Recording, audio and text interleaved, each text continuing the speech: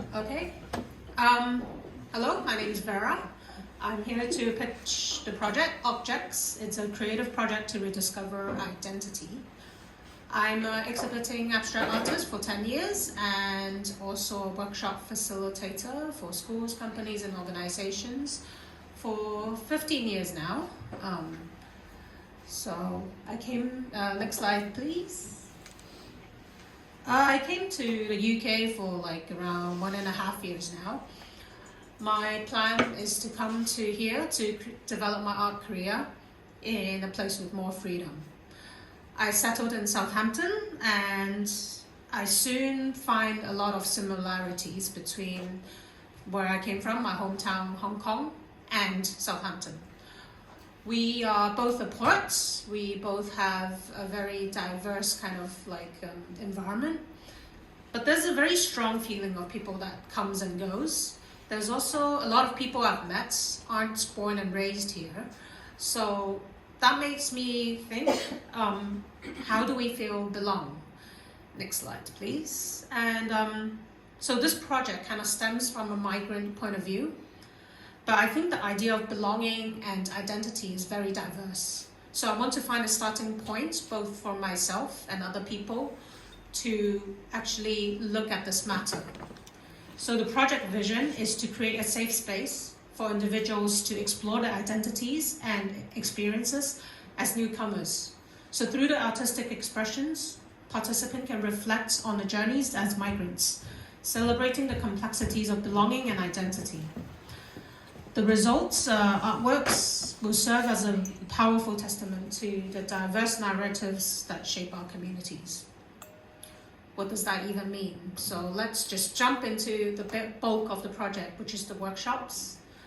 So these are my personal works. I've been working with these types of arts form and medium for most of my life. So I have the experience, the tools, the materials, and the technique for them, and I'm always very willing to share. That's kind of why I went into arts education. I hope to share all that. Let's go even deeper onto what participants will be doing. Next slide, thank you. So there will be 3 parts to this workshop. So first part will be the abstract paintings to express emotions, gel printing that replicates patterns and memories, and the found objects part to reflect the time and space of this stage of life.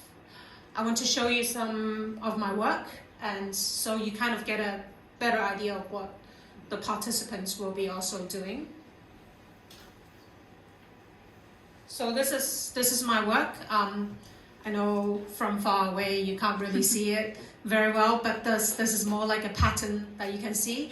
After this, feel free to come over. Touching it is part of the experience. That's the textural part. So what participants will do is something similar, but what I am thinking of is that they will be coming in with objects that they found. So it would be, say, a surface area that they can work with, no matter if they grab something from work, something at home, something from their daily walks. This is an example. I used to live on an island in Hong Kong, and this is a piece of driftwood I found. I kind of abstracted it and created into the island I live on and a sunset, because that kind of represents the home I used to live in. Actually, I can see the sunset every day. So this is something I can cherish with me right now when I don't live on an island anymore. So that's the first part. The second part is the gel print, as you can see here. Gel prints, this is it. So this is a piece of gel print and a roller, that's all you need, and the acrylic, of course. What you do is you can get some magazines and any kind of texture, you can put it onto the gel print, and then you can print it and then create patterns like those. So this is a replica of patterns that you can kind of recreate and cherish as something that is things that you bring from your hometown and then back here, and then you can recreate it into a piece of artwork. The next one is the charity shop one. So this is more like a fun trip for everyone. So everyone would have a budget that they would use to buy things from a charity shop, because I think this is quite a part of the British culture now. Every high street you go to, there are quite a few charity shops. What this is kind of like the ultimate tie towards the idea of objects, where you're using familiar objects to create a familiar old memory. So they will be creating something, say their old desk space, the skyline from their hometown, or any memories that they wish to cherish or share. Let me show you an example on the next slide. So on your far side, that's an exhibition I actually did a few years back, that I actually recreated my teenage room. So you can see on the floor, there's a whole bunch of, I would call, mess and junk. I was 16. Well, I was recreating my 16 years old room. That's as tidy as I can get. So you get the idea. There are postcards, there are t-shirts, there are writings on the wall. That's kind of the teenage room I had back then. So this is the exhibition part that we are going to go in. I understand as part of this pitch there will be an exhibition. So in the exhibition you will see this kind of room that they recreate of their old hometown. And as I said, the workshops will be in the exhibition as well. And then there will be documentations of the creative process, of course with the consent of the participants. I want to stress on the participant engagement activities. There will be guided tours, storytelling circles, and interactive art activities. All these three things would be led by the participants themselves, because what I want is a kind of communication between the newcomers, the migrants, with the community that exists here already.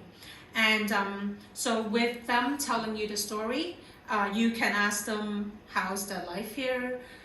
Why migrate? Or the question I get a lot, why Southampton? So all this, you can ask them, and even me, the artist, about this. So you get a first-hand interpretation rather than a third-party interpretation in text or any other form. This is a very important part of the deliverables that I would like to do. And the next slide would be about the budget. So you see in here, I also added an honorary fee for any participants. I did it for 10 people. That's the maximum people I'm gonna be doing it with, because I feel that's quite enough as a small group kind of thing. It will lead to a better kind of result. If there's less people, we would distribute this money evenly towards each other. And there's the artist fee that are based on 10 hours prep, 16 hours of deliverables, photographer, which is the documentation part. If you want a more detailed explanation of all of this, since this is a 10-minute pitch, I won't go into too much detail, but feel free to come to me. I have all the numbers worked out on my computer. So after this, let's look at the timeline. So this is a rough timeline that I wish to pursue, and I hope everything will be done before summer.